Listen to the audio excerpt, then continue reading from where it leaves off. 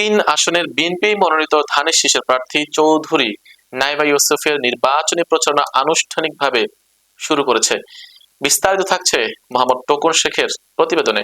বৃহস্পতিবার ফরিদপুর সদরে বিভিন্ন গুরুত্বপূর্ণ সড়কে পদযাত্রা শেষে ইমানুদ্দিন চত্বরে এসে এক বিশাল র্যালির মাধ্যমে প্রচারণার কার্যক্রম শেষ হয়। র্যালি শেষে সেখানে একটি সংক্ষিপ্ত পথসভা অনুষ্ঠিত হয়। চৌধুরী নাইবা ইউসুফ বলেন, আমি নির্বাচিত হলে ফরিদপুর শহরকে মাদকমুক্ত, দুর্নীতিমুক্ত ও সন্ত্রাসমুক্ত হিসেবে গড়ে তুলব।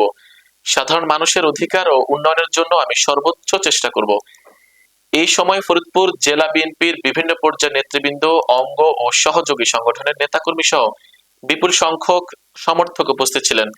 উক্ত নির্বাচনী প্রচারণা ও র্যালির আয়োজন করেন ফরিদপুর জেলা বিএনপির যুগ্ম আহ্বায়ক জুলফিকার হোসেন জুয়েল। ফরিদপুরবাসীর প্রতি আমার প্রতিশ্রুতি, ফরিদপুর হবে সন্ত্রাস মুক্ত, চাঁদাবাজি মুক্ত এবং দুর্নীতি মুক্ত একটি শান্তির, নিরাপদ উন্নয়নের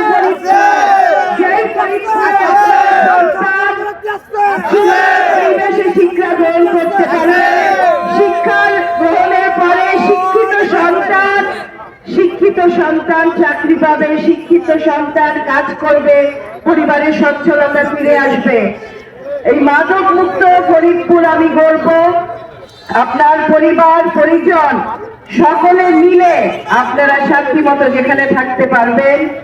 আমাদের দল পরিকল্পনা নিয়েছে এদেশের মানুষের শান্তির, নিরাপত্তার এবং উন্নয়নের, যেখানে বৈষম্যহীন একটি সমাজ, বৈষম্যহীন একটি দেশ আমরা গড়ে তুলব।